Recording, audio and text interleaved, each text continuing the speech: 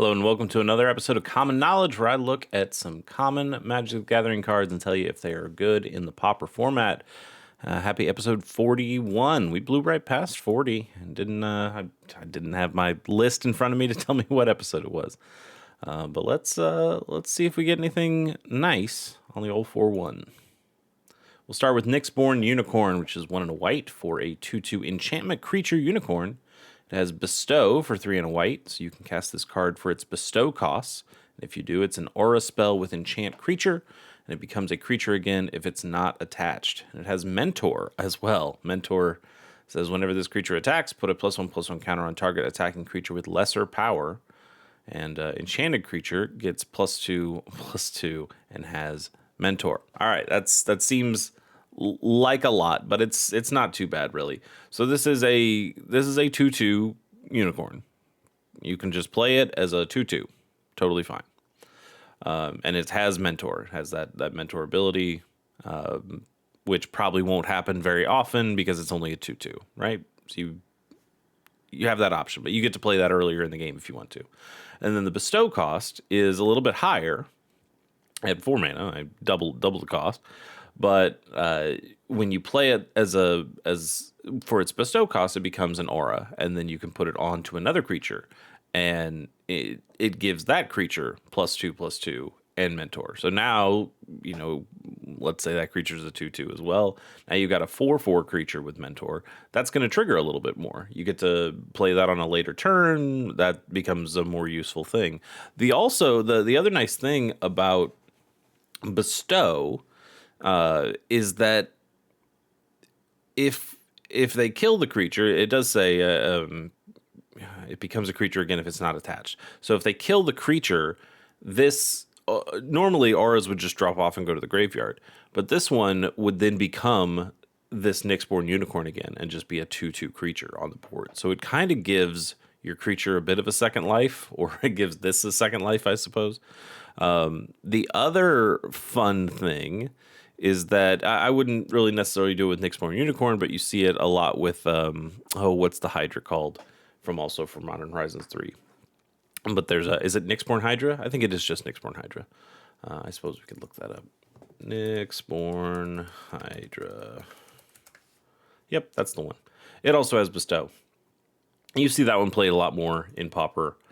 It would get a much better score than this one does. But the cool thing that you can do with these things is that even if you are trying to play it for the Bestow costs, and somebody, again, we talk about auras, we've talked about auras in the past where you can kind of get 2-for-1, where you try to play your aura on your creature, and in response your opponent kills the creature, so then you lose the creature and you lose the aura, and you lose the mana you spent on that. That's rough. That's pretty bad.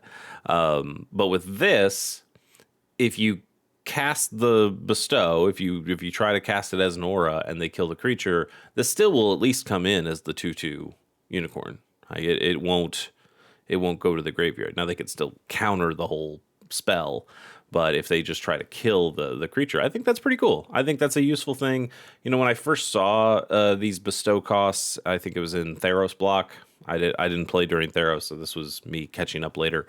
I thought, wow, why are these Bestow costs so much more expensive than just the normal creature? I understand why the normal creature itself would be maybe a little cheaper, but these Bestow costs are often 2 or 3 times as much as what the actual creature costs.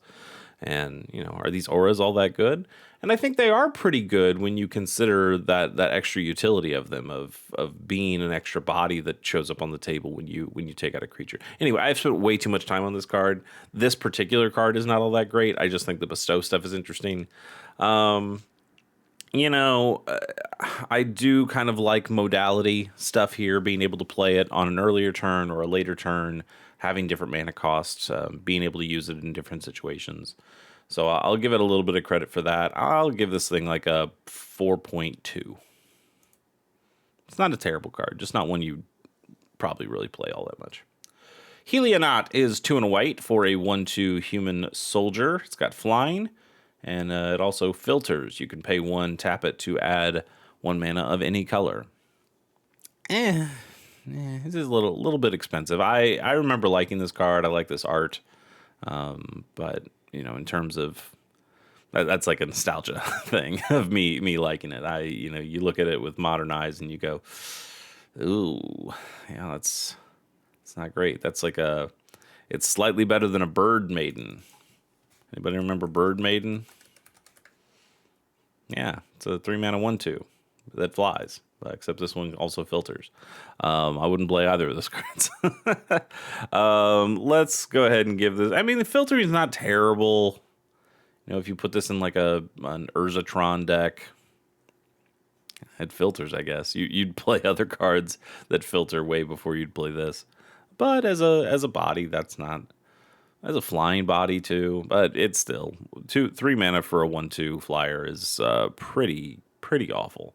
I will give this a 1.7. Next up is River Herald Scout.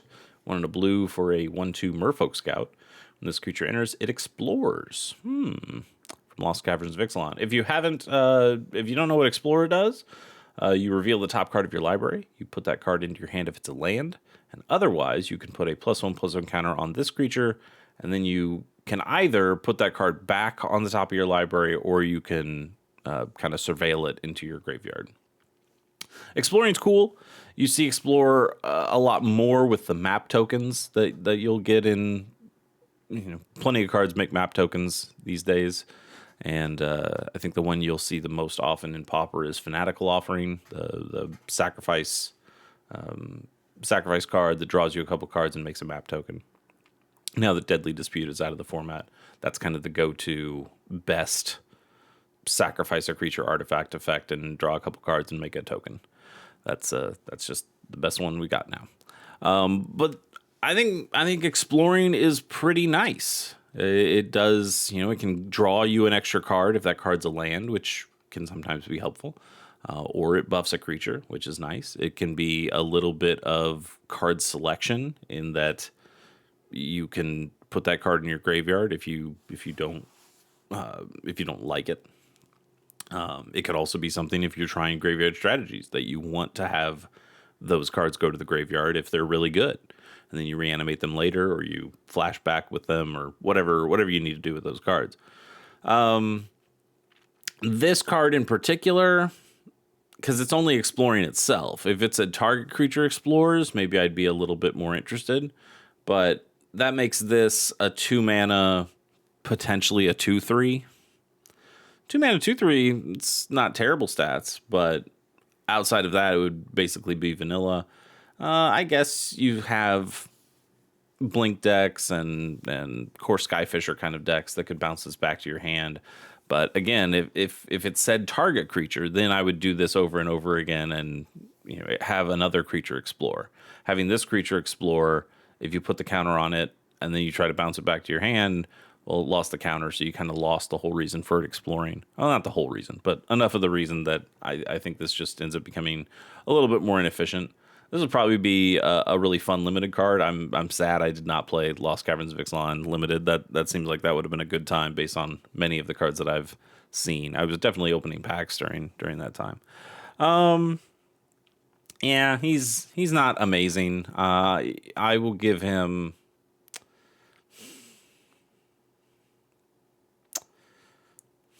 Man, I don't know. I don't know what you give him. It's not high, but it's also not low. It's still a useful card. I'll give it like a 2.7. Next up is Charge Through. For a single green mana, you get an instant that says target creature gains trample until end of turn, and you draw a card. Seems pretty clean to me. I think you generally want a power boost, at least a power boost, if you're also going to give something trample. Especially on these kind of combat tricks. Sometimes it can feel like you're not really doing anything if you give the creature trample. It is nice that it draws you a card, though. It's actually really nice that it draws you a card, so it kind of replaces itself. And that's cool. It's cool. I guess I just don't think this does enough to really justify a slot in either a sideboard or a main board of a Pauper deck. Maybe in like a, hell no, I was going to say in like a a big mono green rampy stompy deck, maybe something that uses like the Annoyed Altasaur that can cascade. The problem is you don't want to cascade into this. You want to keep your potential cascade hits really high. So I was even thinking like, oh, the Altasaur doesn't have trample to begin with. I'm pretty sure. Annoyed. Oh, he does have trample. Never mind. So you double don't want this. Because some of the bigger creatures you can get already will have trample.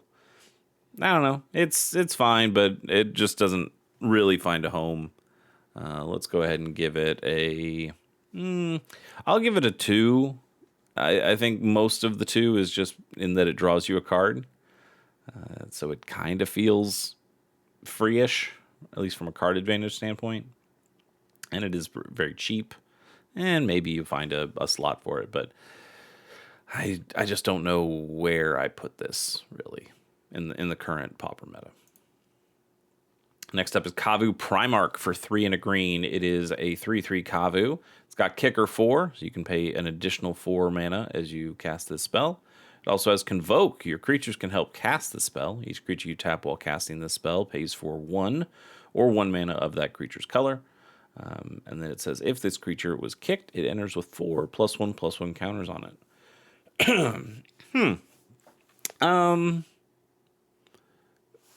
Cool. Originally from Future Sight, so I'm liking it. But it's not amazing. It is fun. Here's the deal. Do you want to pay 8 mana for a 7/7? Probably not. A vanilla 7/7. That's not amazing value. Yes, it does have the kind of modality in that way. If you can pay for 4 and get the 3/3, or you can pay 8 and get the 7/7. You get a slightly worse rate on either of those, but you get the option to play it at different times of the game, and that makes up for it a little bit. The Convoke is kind of interesting, though, in that it gives you the ability to cheapen that cost. I'm pretty sure even the Convoke can work on the Kicker. So if you did have 8 creatures to tap down, maybe you're in some kind of Sprout Swarm? Is that what it's called? Sprout Swarm? That is the one I was thinking of, yeah. Which also has Convoke, but you're just making a ton of Saprolines, and then you're tapping those Saprolines down to Convoke things even more. Maybe, but at the end of the day, the highest it's going to get is still an 8 mana 7/7, and I don't think that really quite does it in Pauper these days. If it had Trample, if it had First Strike, maybe, I don't know. There might be some stuff there, but as a vanilla 3/3 or a vanilla 7/7 that just can be cheapened a little bit, nah, not really my thing. I'll give this a 3.4.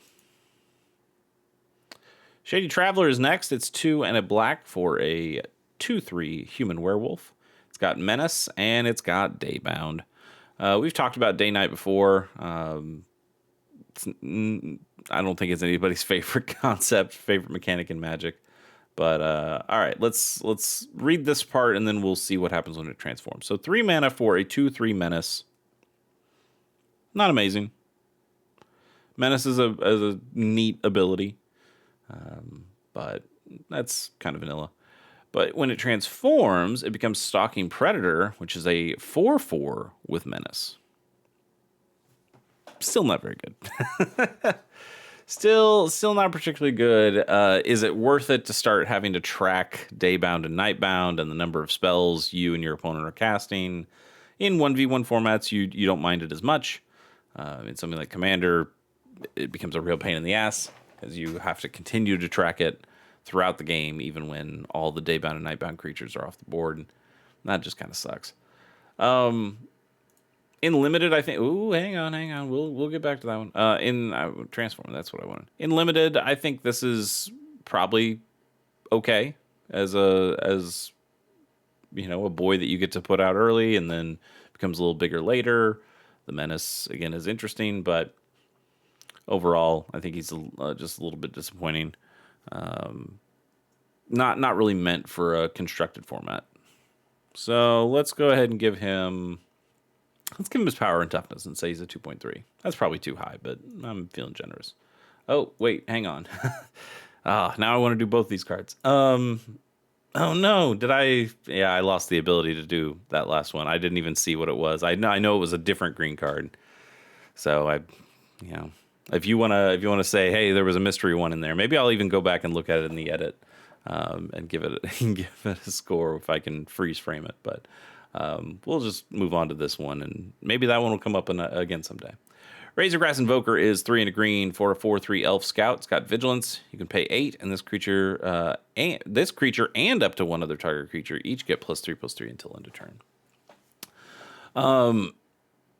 We've seen these invokers before, or at least the other invoker, the red one that we talked about, how it works with infinite combos. Yes, you can pay 8, but it just deals damage to the opponent. And if you have infinite mana, you can just keep paying 8 at instant speed and burn out your opponent. This is worse because it requires creatures to be on the board. It requires those creatures to be able to get through for damage. This has Vigilance, but it doesn't have Trample or anything like that. So it's definitely not winning you the game if your opponent is able to continue to put out blockers every time.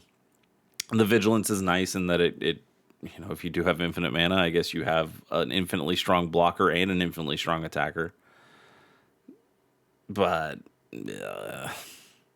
yeah, he's just a whole lot worse. You're very rarely going to get that 8 mana ability online, and even when you do, it adds 6 power on the board, which is not nothing, but it's also not a heck of a lot. So let's go for a 3.5 on this one. Next up is Intercom Outer Strength from Kamigawa. Hell yeah, but Saviors are Kamigawa, so... Intercom Outer Strength is 2 and a green for an instant. It's also an arcane spell. Target creature gets +X/+X until end of turn, where X is the number of cards in your hand. Yeah, Saviors really cared about cards in your hand. There were ways of, sweep, I think, was a mechanic in Saviors where you could bring lands back to your hand, so you'd have more cards in your hand. There were, pacifism style effects that says your creature can't, this creature can't attack if you have less cards in your hand than your opponent does.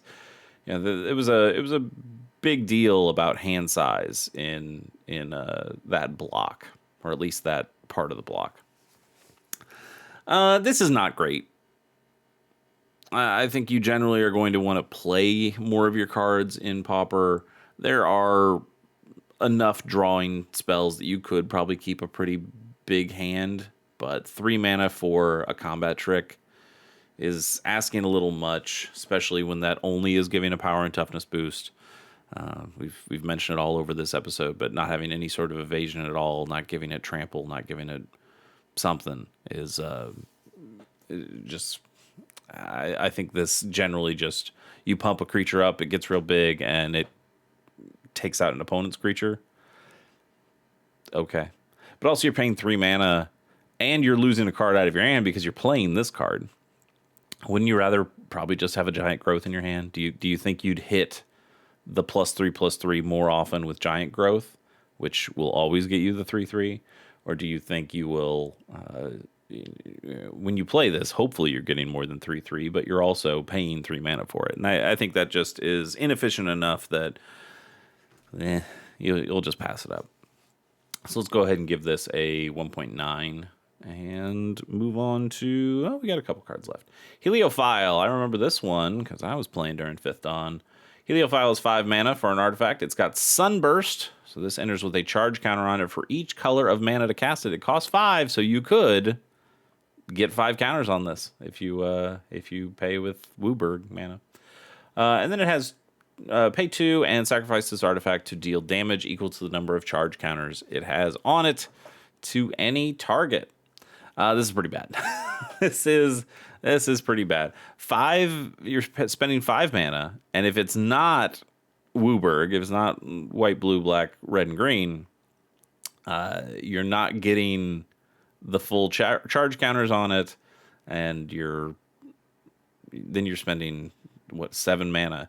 7 mana to deal at a max 5 damage, and not at a max. We'll talk about why it's not in a max in a second here, but generally your max will be 5 damage for 7 mana, and probably worse than that because there aren't a whole lot of 5-color decks in Pauper. I guess there are ways of making Wooburg mana in Pauper, even if you were staying to only a couple colors. Maybe that works in there. The other idea here is that we've gotten proliferate effects, and being able to proliferate, boost these charge counters up.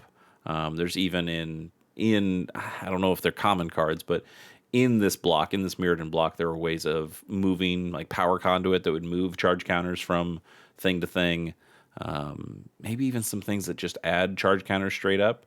And kind of cool that you could keep adding charge counters to this thing and then pop it whenever necessary. Still, that's a bit of a tall ask. A lot of mana for something that I think you could just do more efficiently with other cards. This is pretty bad. I'll give it a 1.4. Last card of the day is Aurora Champion. It's 2 and a white for a 3/2 elf warrior.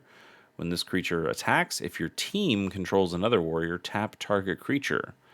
So your team, this is played for. This was built in Battle Bond. This was designed for Battle Bond anyway, and Battle Bond was meant to be played 2v2, like a 2-headed giant variant, and not a variant, just being played 2-headed giant. And so your team counts you and your teammate. So if you had a second warrior on your part of the board, if you're playing 1v1, you are still part of your team. So you could get this effect if you play 2 warriors. This could be kind of interesting to maybe a Boros deck where you're playing with mobilized creatures from Tarkir Dragonstorm, and because the mobilized creatures makes warriors, so you can stack the attack triggers to get the warrior from the mobilize first, and then this will trigger that this attacks, and then it sees you have another warrior, and then you get to tap down target creature. Tapping down target creature is pretty weak. In the grand scheme of things, there's lots of cards that do this much more efficiently than Aurora Champion do. Maybe not with the power and toughness that this card has, but probably also not at the cost that this card has of 3. I like the art a lot. I think that's probably my favorite part of the card, but the effect's a little boring. I don't think you'd, outside of the mobilized thing I mentioned, there's other warriors that you could certainly play in Pauper and get this effect, but I'm not a fan. I will give it a 1.8. Let's give ourselves a bonus card just for fun. Journey of Discovery. Okay, another Mirrodin card. 2 and a green for a sorcery that says choose one. Either search your library for up to 2 basic land cards, reveal them, put them in your hand, and shuffle. Or you can play up to 2 additional lands this turn. And it also has Entwine for another 2 and a green. So if you pay both the cost of the spell and then the Entwine cost, you get to choose both of these effects instead. So 3 mana to draw 2. 3 mana to draw 2, even though those 2 are both basic lands. That's not terrible. 3 mana to ramp yourself twice if you have the lands in your hand. It's not terrible. You're probably, your hand is probably pretty rough if you had 3 lands to play this in the first place, then having another 2 lands in your hand. That's 5 lands you have to have on turn 3. You probably don't have a whole lot of other spells going on, which makes this a little bit more balanced in that way. Or later in the game, you can pay 6 and you can find the 2 lands and then put them into play.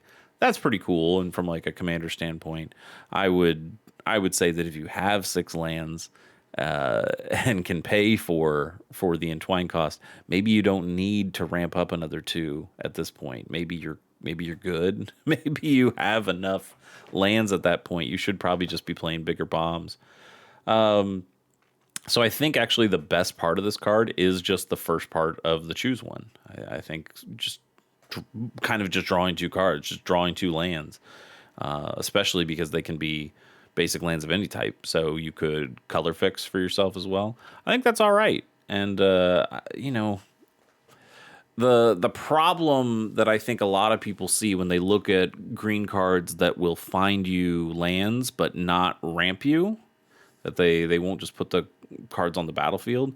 I think those get discounted quite a bit in all formats, but Pauper as well. And I don't think it's that bad of an effect. You know, again, 3 mana to draw 2 cards is pretty good. You're set up for your next 2 land drops on the next 2 turns. That's great. Or even if you pay this on turn 4, right? Yeah, you play this on turn 4 because you only had 3 lands in your hand. Now you can play your 4th land drop that turn and have a land for the next turn. I don't hate Journey of Discovery. It's probably a little slow for Pauper, but I think it's a pretty good card. I'm going to give this a 4.8 because I really do believe in this thing. I think it's pretty cool.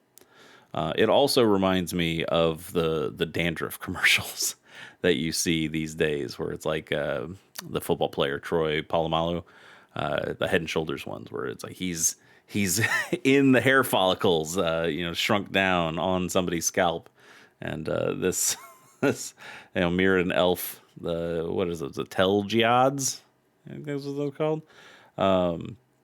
Like this among this taller grass just reminds me of that.